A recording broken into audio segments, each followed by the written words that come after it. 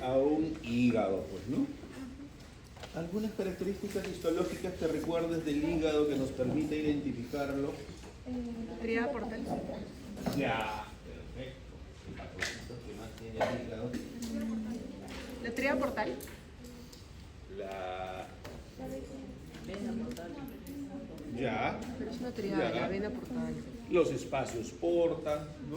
Con sus conductos, sus vasos arteriales, venosos, ¿no? Y el hígado, para reconocerlo, a veces uno lo mira y lo reconoce directamente, pero como su compañera lo acaba de decir, está formado por hepatocitos. Y estos hepatocitos tienen una característica, ¿no? Son poligonales, presentan un citoplasma eosinófilo, lo vemos rosadito ahí, ¿no? El término apropiado es eosinófilo. Los núcleos son redondos, ¿no? Definido la membrana nuclear, tienen una coloración basófila, ¿no? Y tienen una distribución bastante particular, ¿no? Si nosotros recordamos la histología, miren, a esta distribución se le llama trabéculas. Van uno al lado del otro, haciendo una distribución en forma de trabéculas, y entre trabécula y trabécula dejan los espacios sinusoidales. Esa es la característica histológica, ¿no? Con esas características nosotros nos podríamos dar, es un hígado. Pero este no es histología, aquí estamos en patología y estamos viendo el día de hoy enfermedades de depósito. ¿Qué de extraño, qué de anómalo, qué de anormal tiene ese preparado histopatológico? ¿Usted qué le ve ahí? Algo raro que nos llame la atención, que no debería estar ahí en el hígado. Algo raro, algo extraño. Los adipocitos. Los adipocitos. Las mapas blancas. ¿Nuestro hígado tendrá adipocitos? No tiene adipocitos. ¿O sí tiene? Alguien que diga que no, alguien que diga que sí, para iniciar el debate. ¿Tendrá o no tendrá adipocitos el hígado? Esas cosas blancas. Esas cosas blancas. Efectivamente, como su compañera, esas cosas blancas ahí son extrañas. Un hígado normal no las debe tener, pero no son adipocitos, ¿ya? Los adipocitos son elementos celulares grasos, ¿no? Y estos no lo son. ¿Qué será? ¿Qué podrá ser? Porque como su compañera, ¿cuál es tu apellido? Hernández. Como su compañera Hernández lo acaba de decir, los adipocitos y se parecen a adipocitos. ¿Qué células serán? Son vacuolas, claro que sí son vacuolas, pero ¿qué células serán? Son hepatocitos. El día de hoy estamos viendo enfermedades de depósito y dentro del citoplasma del hepatocito se depositan elementos grasos. Como el contenido lipídico, el contenido graso dentro del hepatocito, ¿no? Está ahí. El comportamiento cuando nosotros en el laboratorio preparamos la lámina o el tecnólogo hace el preparado histopatológico, hace los cortes, las diferentes concentraciones de alcohol hacen que se pierda el contenido graso. Es por eso que los adipocitos se ven blancos. Y como estos son hepatocitos cargados de contenido graso, se pierden igual, pero son hepatocitos, ¿no? Son hepatocitos. Entonces, ¿qué es lo que ha pasado aquí? Ese contenido graso se almacena en el interior del citoplasma del hepatocito, ¿no? Vamos a ver este lado, hay uno interesante por ahí. Ahí está. Se almacena en el interior del hepatocito, son hepatocitos. ¿Y qué es lo que hace el contenido graso? El contenido graso lo que hace es desplazar a todos los elementos que forman parte del citoplasma, las organelas e incluso el núcleo. Ingresa y los desplaza hacia un lado. Vamos a suponer que aquí el aula sea el hepatocito, y que cada uno de nosotros sería una organela, y por ahí alguien sería un núcleo. Viene el contenido graso, se llena y los va desplazando y nos arrincona a todos contra la pared. Y todo el interior se queda lleno de contenido graso. E incluso desplaza al núcleo hacia la periferia. Y alguien me podrá preguntar, doctor, pero este hepatocito con contenido graso no tiene núcleo, ¿no? Todos tienen, sino que depende de a qué altura se ha hecho el corte. En ese corte de este hepatocito, pues no se ve el núcleo. De repente, como es redondito, de repente el núcleo estaba por acá, a este lado va a desplazar. Si hacemos el corte, no se ve, ¿no? Acá también está el núcleo desplazado a ese lado. A eso, ¿cómo se le llama a esa patología? Hígado graso. ¿Qué dice su guía? Metamorfosis grasa, ¿no? Esteatosis hepática. Y ese contenido graso, ¿qué es lo que va a hacer? La alimentación juega un papel importante en ello, ¿no? Uno ingiere alimentos, excesos de contenido de carbohidrato en nuestra dieta, contenidos grasos, y se van almacenando a nivel hepático. ¿Qué hace la célula? La célula va creciendo, se va haciendo más grande. Es un hepatocito, miren, la vacuola o la macrovacuola es mucho más grande que la célula, y por ahí vamos a encontrar nosotros macrovacuolas mucho más grandes, gigantes. Se les denomina las células globo, cuando ya el contenido graso es muy abundante, ¿no? Ese contenido graso, ¿qué hace? Incrementa el tamaño del hígado, hace que el hígado sea más grande. Los depósitos grasos generalmente en estadios, depósitos grasos leves a nivel hepático no causan ninguna molestia. De repente algunos de ustedes aquí son jóvenes, tienen contenidos grasos leves en su hígado y no sienten ninguna molestia. Cuando estos se hacen más severos y el hígado va creciendo, va aumentando de tamaño, una hepatomegalia de tipo esteatósica, ¿no? Ya sienten alguna molestia porque el hígado va aumentando de tamaño.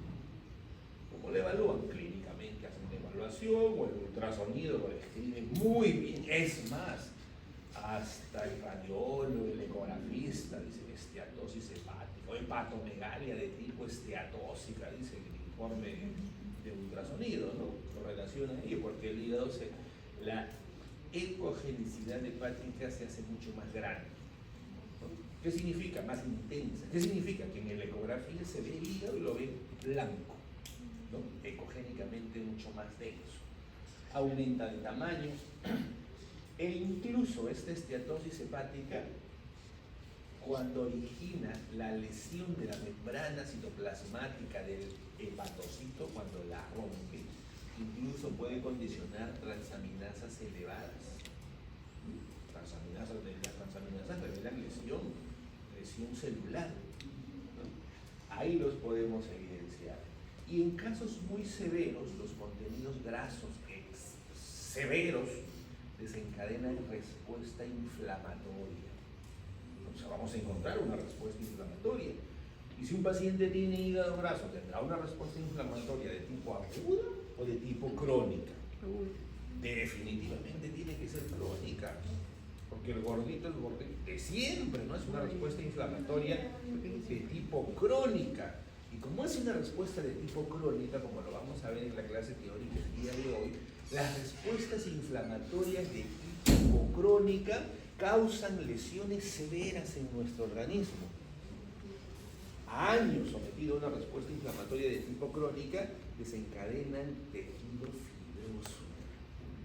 La esteatosis hepática severa nos puede originar una fibrosis a nivel del hígado.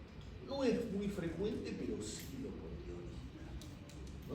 Considerado como una de las etiologías de la cirrosis hepática. No es lo más frecuente son hepatitis, viral B, B, C, ¿no? Alcoholismo, etc. Pero la esteatosis sí podría.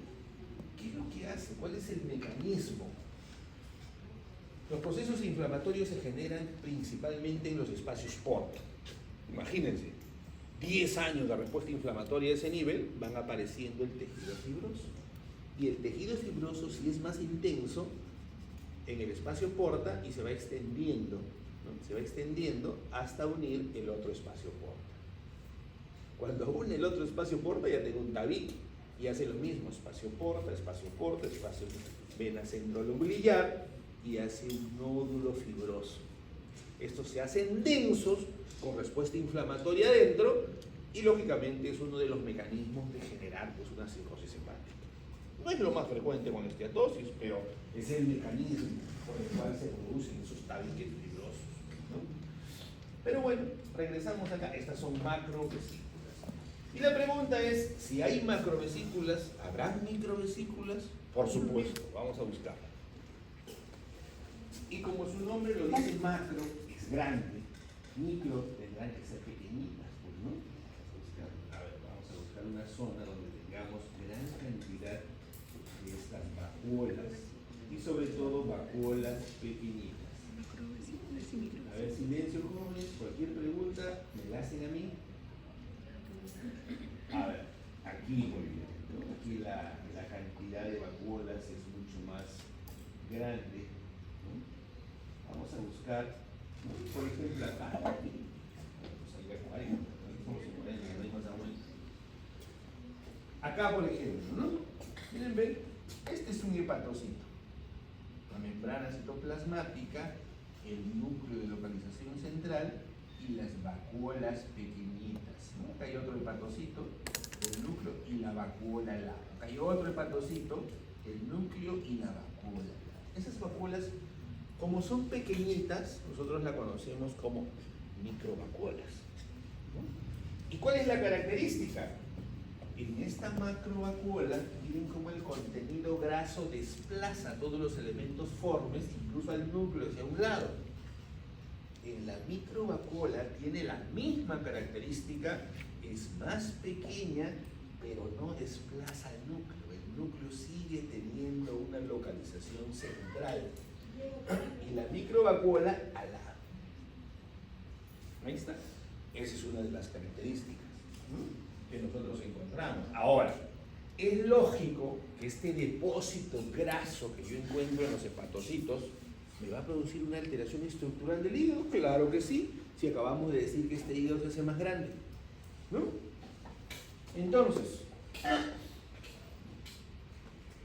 a ver, usted, señorita, ¿cuáles serán las características histopatológicas que contribuyen a establecer el diagnóstico de una esteatosis hepática, metamorfosis grasa?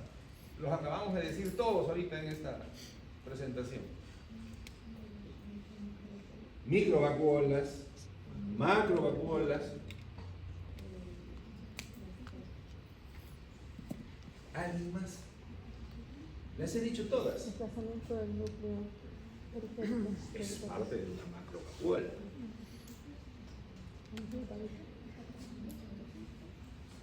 Ahorita les acabo de decir todas casi. Una no me creo que me falta, no me falta ninguna. Todas casi les he dicho ya. ¿Cómo me escuchan pero no prestan atención? A eso se le llama alteración estructural. Pero estamos. Les he dicho todas, ¿no? No. Por eso que después, el estudiante, doctor, ¿cuáles eran? Yo recuerdo cuando me enseñaban en primaria, ¿no? Nos dictaban, a ver, 1, macrovacuolas. 2, presencia de microvacuolas. 3, alteración estructural hepática. 4, respuesta inflamatoria de tipo crónica. 5, destrucción ocasional de la membrana citoplasmática de algunos hepatocitos, ¿no? Se les hizo todo en la presentación, ¿no? A este nivel ya deberíamos ir captando, no lo suelta, no lo suelta, no lo suelta. Igual cuando leen su libro, algo importante que me podría preguntar, lo capto. Sigo leyendo, algo importante que podría venir, lo capto. Yo tengo que aprenderme todo. Reconocer al hígado para tu examen práctico no es nada complicado. La recomendación siempre a 4X. Ahí está el hígado. Bueno, se ve pequeñito, frente a 10, ¿no? Se hace mucho más fácil poder observarlo. Ahí está. Ahí está. Y me llama la atención el hígado y, como dijo su compañera, esas estructuras blancas, ¿no? Que semejan al pocito en la distribución del hígado. Lo vemos y miren casi todo el hígado, por zonas, mucho más. Y cuando hablamos de respuesta inflamatoria, estos son. Y es leve porque la esteatosis es leve. Linfocitos.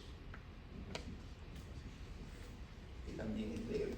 Si la esteatosis fuera severa, la reacción inflamatoria es mucho más grande. Y lógicamente en el tiempo puede originar mucho más daño. Lógicamente eso produce una alteración estructural. Facilita esta lámina. Generalmente, cuando hemos puesto esta lámina en el examen práctico, difícilmente se produce errores al poder identificar. Muy bien, primera lámina.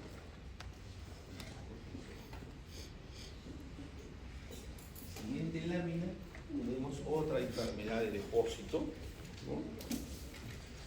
Originado por depósitos de uratos monozoicos. Aquí está. ¿Qué será eso? ¿No? Llama la atención. Vamos a ubicarnos en una zona donde podamos reconocer.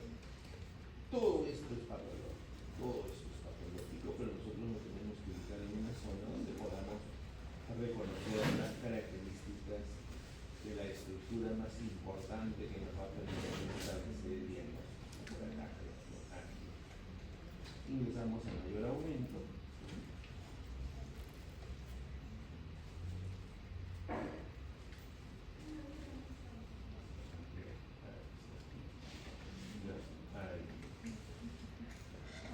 Cuando nosotros hablamos de depósitos, esta es una patología en el cual se origina por depósitos de uratos monosódicos. Estos uratos monosódicos se van a depositar a nivel de las articulaciones. Generalmente estos uratos monosódicos se depositan de forma inicial.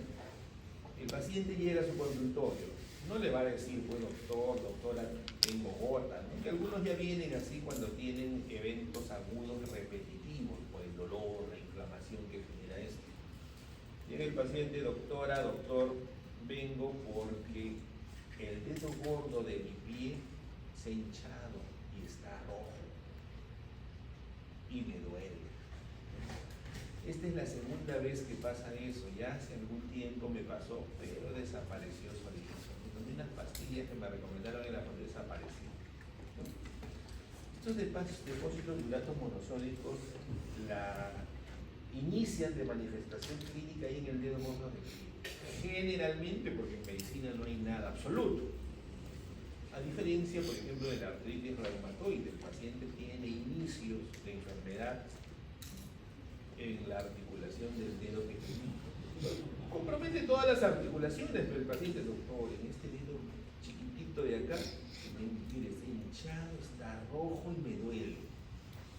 Exageramente reumatoide, que compromete todas las articulaciones, pequeñas articulaciones mucho más grandes, y la gota en el dedo gordo del pie, ¿no? Esto se debe por un desequilibrio, ¿no? O hay mucho mayor producción de uratos monosódicos o hay una reabsorción mucho más grande. La cosa que produce incremento a nivel sanguíneo, mayor a 6.8 miligramos por decilitro, creo que si no me equivoco son los valores, y eso se localizan en la articulación, estamos hablando de la articulación del dedo gordo. Y nos dan la famosa enfermedad que es la gota, pero la gota tiene dos fases, una fase aguda y una fase crónica. En esta oportunidad la imagen que nosotros estamos viendo es la manifestación crónica de la gota, ¿ya? Pero en la fase aguda se produce almacenamiento en la articulación y en la zona periférica de la articulación de uratos monosódicos en forma de cristales. Estos cristales, ¿qué van a hacer? Es un cuerpo extraño localizado ahí. La respuesta inflamatoria, básicamente los polimorfos nucleares vienen ahí para fagocitar esos cristales de urato monosódico, así como también los macrófagos vigilantes de la respuesta inflamatoria que nosotros tenemos los fagocitan. Y ellos generan citocinas que favorecen la respuesta inflamatoria inicialmente de tipo aguda. Los eventos repetitivos de inflamación aguda en esa localización llevan a la fase crónica, donde los cristales de urato monosódico son estos que están acá. Y como ya son fases repetitivas y la inflamación crónica ha desaparecido y se reemplaza por la inflamación aguda ha desaparecido y se reemplaza por una inflamación de tipo crónica, vamos a ver en su periferia linfocitos, ¿no?, histiocitos y células gigantes multinucleadas, ¿no?, que encontramos nosotros en esa periferia. Y como ya lo hemos manifestado, la respuesta inflamatoria de tipo crónica con los años hace que aparezca tejido fibroso en la periferia. Y a esto se le conoce, a esta fase crónica de la gota, nosotros la conocemos como los famosos, lo que dice en su guía, los tofos úricos. Ese es un tofo, ¿no?, la fase crónica de la gota. Ahí está. Depósitos de uratos monosódicos, rodeados de respuesta inflamatoria crónica, con linfocitos, histocitos, células gigantes multinucleadas y tejido fibroso de localización en la periferia. Otra célula gigante multinucleada por acá, otra célula gigante multinucleada por acá, y la respuesta inflamatoria es de tipo crónica.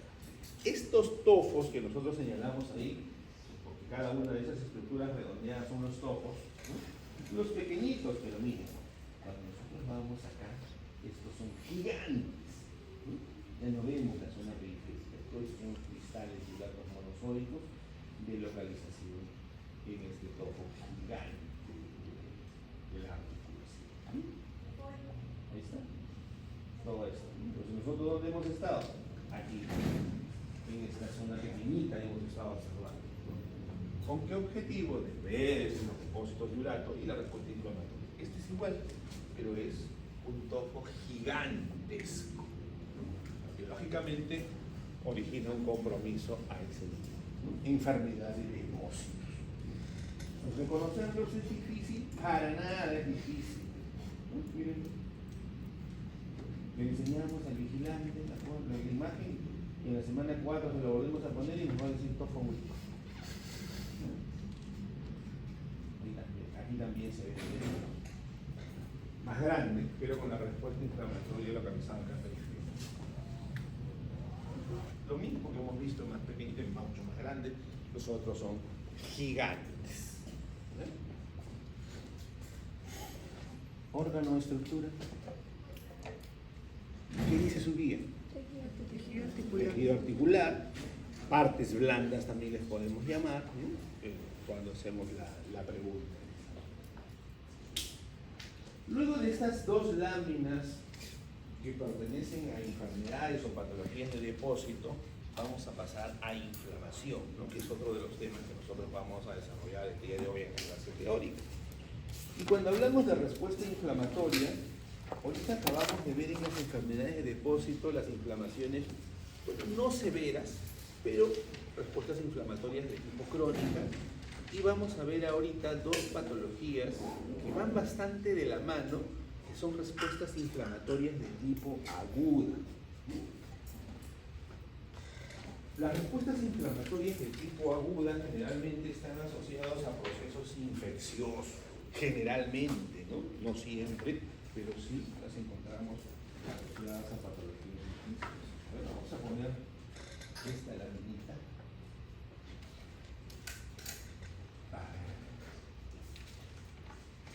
Órganos. Pulmón. Perfecto, es pulmón, ¿no? Aunque no es un pulmón del todo normal que nosotros podríamos decir, pero podemos nosotros reconocer los espacios alveolares, los tabiques alveolares, ¿no? Ahí están.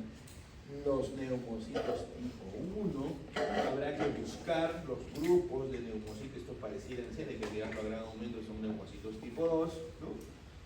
Y estamos pues vasos sanguíneos por acá, dilatados, congestivos, pero este pues es un corte de pulmón, ¿no? Pero tendríamos que, vamos a buscar nosotros, aquí ya encuentro cierta respuesta inflamatoria, voy a buscar pues una zona donde se haga mucho más evidente esta respuesta inflamatoria. Miren, aquí por ejemplo, en esta zona. Yo sigo observando los espacios alveolares, o los tabiques alveolares, que son estas estructuras, ¿no? Ahí están los tabiques. Y estos de acá deben ser los espacios alveolares. Pero a diferencia de la imagen anterior, los espacios alveolares aquí están ocupados de estos puntitos. Puntito, puntito, puntito, puntito. ¿Qué serán esos puntitos? Esos puntitos son neutrófilos. Y los neutrófilos son es el elemento celular más importante en la respuesta inflamatoria de tipo aguda, ¿no? Y aquí están bien todos los espacios alveolares llenos de ese material. Llenos de ese material. Esto es la neumonía. La neumonía hace una consolidación del óvulo, donde voy a encontrar yo que los espacios alveolares están llenos de polimorfos nucleares. Y lo vamos a ver ahorita cuando pasemos a mayor aumento. Los polimorfos nucleares tienen núcleos segmentados. Por eso la denominación de polimorfo nuclear. Es un núcleo, pero es un núcleo segmentado. ¿Ya? Es parte de la respuesta inflamatoria de tipo crónica. ¿Cómo llegan estos polimorfos nucleares acá? Ya lo vamos a ver en la teoría. Hay una vasodilatación, primero una vasoconstricción fugaz, una vasodilatación sostenida, se rompe el flujo laminar sanguíneo, los polimorfos nucleares o neutrófilos se van hacia la periferia, ocasionando una marginación leucocitaria, un rodamiento sobre el epitelio de revestimiento del vaso sanguíneo, se contraen las células endoteliales y en determinado momento ese neutrófilo atraviesa la pared del vaso y sale del intravascular al extravascular. Por movimientos quimiotácticos, este polimorfo nuclear ya salió del vaso, se va a dirigir a la zona de localización donde se encuentre el agente injuriante. Puede ser una bacteria, puede ser un virus, no sé. Se va a esa zona. ¿Con qué objetivo? De fagocitar. Es por ello que nosotros cuando hablamos de respuesta inflamatoria aguda o cualquier tipo de respuesta inflamatoria, la inflamación no es una enfermedad, la inflamación es un mecanismo de defensa de nuestro organismo, ¿no? Que en algunos casos lo puede manejar solo, ¿no? Entonces, así han salido estos polimorfos nucleares del intravascular, han venido porque aquí hay un agente injuriante y lo quieren eliminar. Entonces, basado en ello, ¿cuáles serían los criterios histopatológicos para establecer este diagnóstico? Ya lo mencionamos, los polimorfos nucleares abundantes en el espacio alveolar. Vienen a través de los vasos, dilatación y congestión vascular. Ya lo vamos a ver más adelante, ¿ven? Vasitos dilatados, porque por ahí vienen. Si salen polimorfos nucleares, también salen hematíes, ¿no? Del intravascular.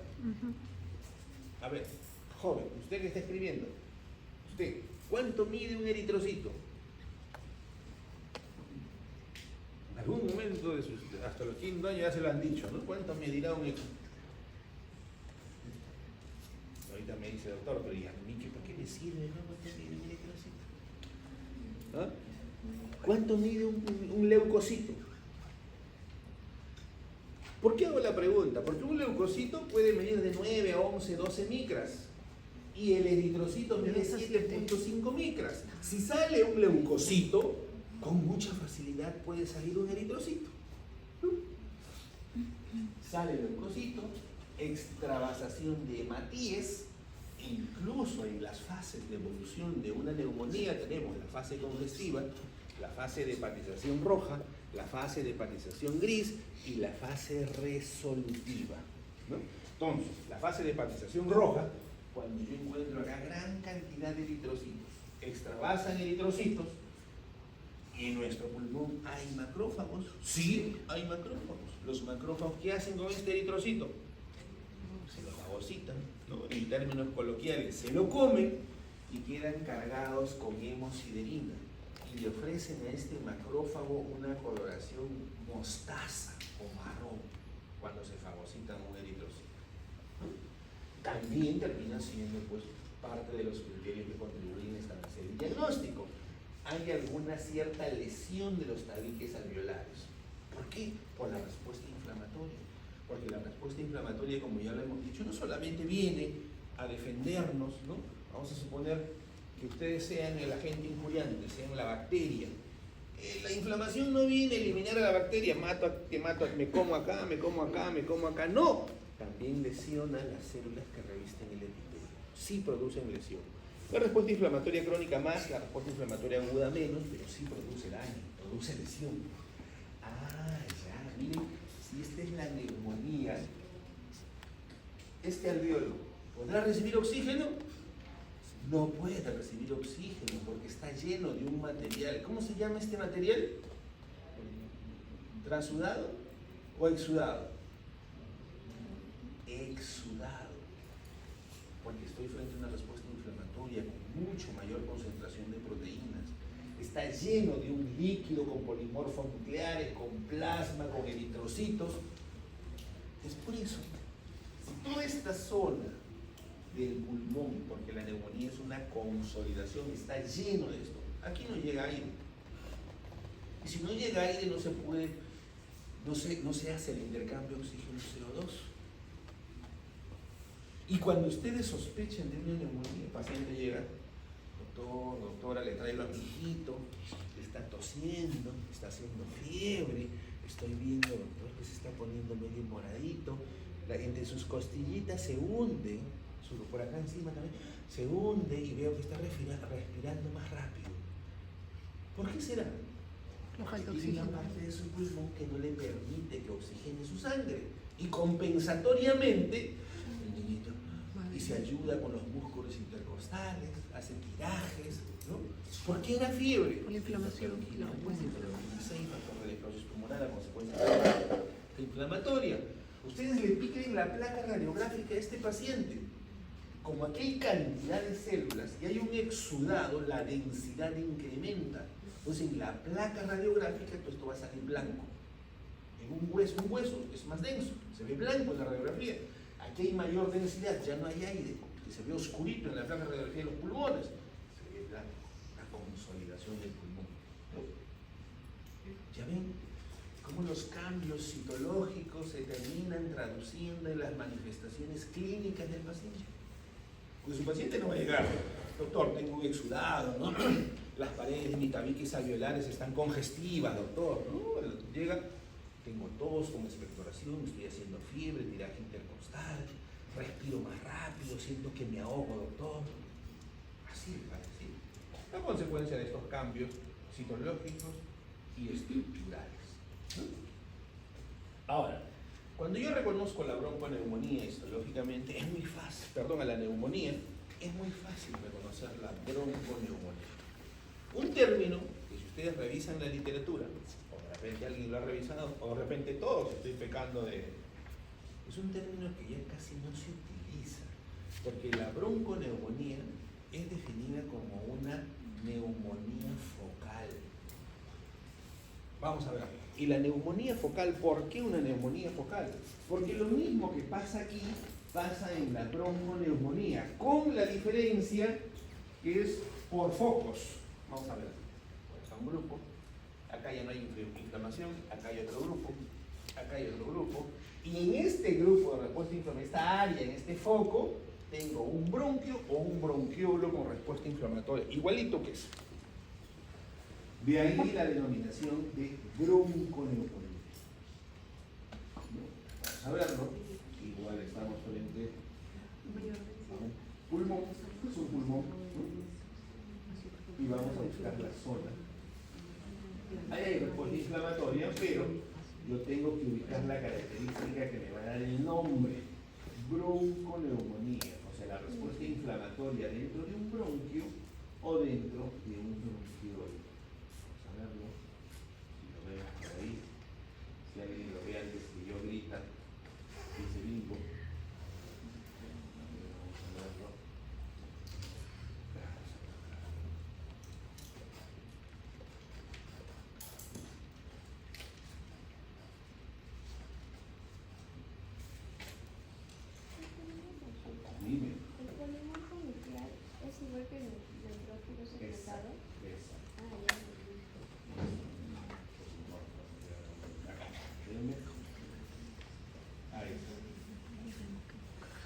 chiquitito, no lo vemos de corrida. Vamos a darle un poco más grande.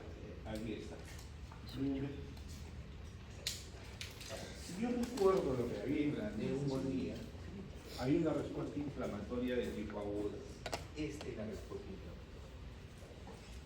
¿Y esto que está acá? ¿Será un bronquio o será un bronquiolo? Porque está metido, está dentro. ¿Qué será? Tienen el 50% de acertar y el 50% de probabilidad de fallar. Tengo que recordar la histología. ¿Cómo es un bronquio? ¿Cómo es un bronquiolo? El bronquio siempre tiene cartílago. Y de menor aumento, pues ahí yo no veo cartílago. ¿Hay? Entonces era un bronquiolo.